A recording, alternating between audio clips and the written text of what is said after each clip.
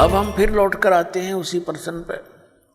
अब धर्मदास जी को परमात्मा ये ज्ञान दे रहे हैं कि भी आपकी श्रीमद् भगवद गीता में, गीता अध्याय नंबर 17 के श्लोक नंबर 23 में परम अक्षर ब्रह्म की वो पूजा साधना करने का उसको पाने का ये मंत्र है, नथिंग एल्स।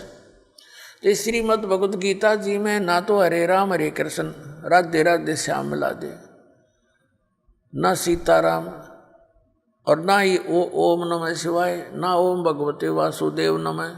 ये मंत्र लाए कहाँ से आप? ये मंत्र कहाँ से लाए आप? गीता जी अध्याय नंबर 16 के श्लोक नंबर 23 में आपकी गीता जी में लिखा है कि शास्त्र विधि को त्याग कर जो मनमाना आचरण करते हैं, ना उनकी गति होती है, ना उनको सुख होता है, ना कोई सिद्धि प्राप्त होती है। तो यूजलेस, क्या फायदा डले डोने का।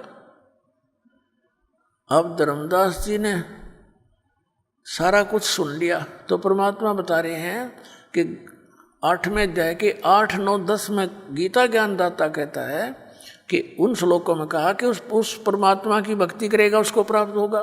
उसका मंत्र बता दिया 17वें अध्याय के 23वें श्लोक में कि ये मंत्र है। इसके अतिरिक्त जो भी आप जाप करते हो, इति निर्देश है, फाइनल फैसला आपकी गीता जी में ओम तत्सत इति निर्देश है। निर्देश है माने डायरेक्शन, बाय ऑर्डर, इसके अतिरिक्त कोई मंत्र नहीं। और तुम कहोगे कि ये पुराणों में लिखा है, फलाना लिखा है, तो पुराण अलग चीज है। पुराण किसी ऋषि और इस ब्रह्मा के सत्र की है, और गीता और वेद जो हैं ये गॉड गिवन ग्रंथ हैं, ये परमात्मा का विधान है। और पुराणों के अंदर जो आदेश है किसी अन्य ऋषि और इस ब्रह्मा विष्णु महेश के सत्र का है, ये भगवान नहीं है। ये विधान नहीं बता सकते, परमात्मा का चेंज नहीं कर सकते। बता सकते हैं अगर वेदों के अनुसार बताते हैं तो कोई दिक्कत नहीं, कोई बताओ, और गीता के अनुसार बताते हैं। जैसे हम वेदों और गीता को छोड़कर पुराणों के आधार से भक्ति करते हैं तो किसी ऋषि के आदेश का पालन कर लिया हमने, और वो आदेश यदि वेद विरुद्ध है तो वो अपराध है। जैसे एक मित्र था किसी व्यक्ति का, दरोगा जी SHO, और उसका कोई पड़ोसी उसने तंग घना करे था। उसने अपने मित्र SHO से कहा कि ऐसे ऐसे एक व्यक्ति मुझे बहुत तंग करता है, कुछ समाधान बता। उसके मित्र SHO ने कहा कि तुम मार लठ उसका, मैं आप देख लूँगा। उसने गढ़ दे। अब उसने आंगा पा गया, आदेश मान लिया उसका, अपने मित्र SHO का, अपने पड़ोसी के साथ झगड़ा कर लिया। झगड़े में उसका कान पर लठ लग गया, मर गया उसका पड़ोसी।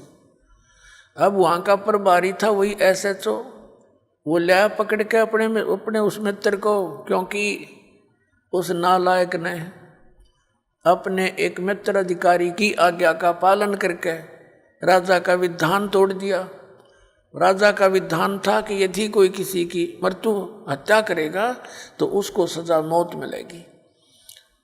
अब उस राजा के विधान के टूट जाने से, अपने मित्र की आज्ञा का पालन करने से उसको सजा मौत होगी। तो परमात्मा कहते हैं कि कबीर साहेब के आप जी उन वेदों और गीता के अतिरिक्त कोई और अन्य साधना करते हो तो वो आदेश भगवान का नहीं, विधान नहीं मालिक का। आप फिर किसी SHO की आज्ञा का पालन कर रहे हो, ऋषि और इन महर्षियों का, इनके बताए इस अज्ञान को ग्रहण नहीं करना। तो आप जो साधना कर रहे हो धर्मदास जी, एक भी गीता वाली नहीं, और गीता जी का पाठ डेथ करते हो। अब धर्मदास जी सुन्न हो गया कति, लेकिन अभिमान काल की फिर भी कोई ना कोई रह जाती है अंदर से प्रेरणा। अब काल प्रेरणा से उसने कहा कि जिंदा तो मुसलमान है, इसलिए तो हमारे हिंदू देवताओं के साथ ऐसी बातें कर रहा है उनके विषय में। तेरे को पता है हम कोई जीव हिंसा नहीं करते, हम किसी की आत्मा दुखी नहीं करते, तो कैसे बात कह रहा है, तूने ये सब जो है ना हमारे देवताओं की बेइज्जती कर दी है। अब परमात्मा ने देख लिया कि इसमें काल आ गया, और ईब यो एक नहीं सुने तेरी सारी पर माटी फिरेगी। परमात्मा अंतर ध्यान हो गए उसके सामने से, एकदम अदृश्य हो गए, हिडन। अब धर्मदास जी लगा देखने, उसका तो पसीने आ गए। धर्मदास जी ने सोचा, ओए होए मन तो जुल्म कर दिया, देख कितना अच्छा ज्ञान बतावे थे। अब इस ज्ञान को सुनकर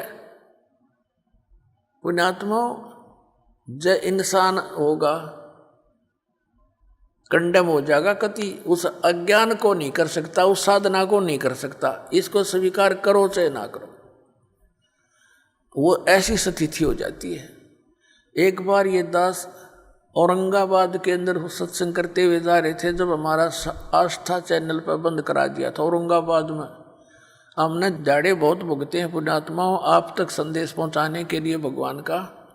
हमारे साथ बहुत बदतमीजियाँ हुई, लेकिन हिम्मत नहीं हारी। हमें मालूम था कि ये परमात्मा का संदेश है, उसकी आत्माओं को सुहावेगा, सुहावे चाहे 10 दिन पीछे। तो वहाँ हम सत्संग कर रहे, प्रोजेक्टर हमारे साथ, ये परमात्मा ने दिए हैं, और ये इंस्ट्रूमेंट, ये मैन माइंड नहीं है, ये गॉड गिवन माइंड है, ताकि मेरे बच्चे आसानी से इन सदग्रंथों को समझ सकें, पढ़ सकें। आपको शिक्षा देने का क्या उद्देश्य था? तीन युग बीत गए, कभी शिक्षा नहीं दी मालिक ने, क्यों? शिक्षा तो बेईमान बना देती है। लेकिन थोड़ा सा बेईमान बनाना इसलिए आवश्यक समझा कि ये अच्छी तरह दूध के जले हुए लस्सी को भी फूक फूक कर ग्रहण कर लेंगे, फिर सदा के लिए चिपक जाएंगे मेरे साथ।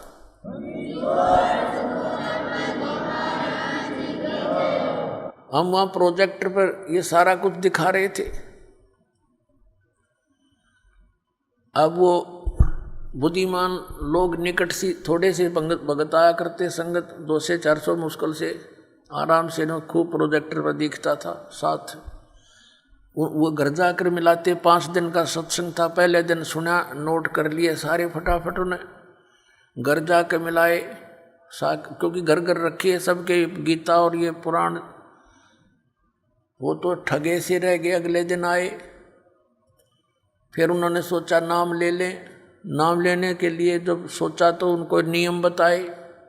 वो कहने लगे शराब तो हम जरूर निकाल लेंगे, अस्थि तो हम अवश्य उठाएंगे। कोई बात हुई है? ये नियम तो हम नहीं पुगा सकते। भाई नियम नहीं पुगा सकते तो हम मंत्र नहीं दे सकते। तो उन्होंने उपदेश नहीं लिया, लेकिन उन्होंने एक सत्य कहा कि अब हम कित जोगे नहीं छोड़े। अब वो रामकृष्ण हर की भक्ति कर नहीं सकते, और यह हमने मिली नहीं हमारे साथ बनेगी क्या? तो उनको समझा गया कि अपन दीक्षा लो और भक्ति करो जो करनी है। फिर न बोले फिर देखेंगे, फिर हम आगे वहाँ से फिर कद देखेंगे। तो पुण्यात्माओं, इस ज्ञान को सुनकर उन्होंने खुद ये कहा कि अब वो भक्ति तो हम कर नहीं सकते, उस योग्य तरह कोई ना इधर के रहे ना उधर के। उनको सिर्फ काल ने तो ये कई गड्ढे खोज रखे हैं, कोई से मतलब फंसेगा यो। और सारी बात मान ली न बोले श्राद्ध तो निकालने पड़ेंगे अपने पूर्वजों के। अब इतना समय होता नहीं कि सब टॉपिक पर उसको थोड़ी सी देर में समझा दें, तो उसके लिए सारा ज्ञान, ये अध्यात्म ज्ञान आपने समझना पड़ेगा, रह रहकर सुनना पड़ेगा, तो फिर आप पर बात सेट हो जाएगी। तो कहने का भाव ये है कि इस ज्ञान को सुनकर जरा सी भी बुद्धि रखता होगा और साधना नहीं कर सकता इस पृथ्वी पर।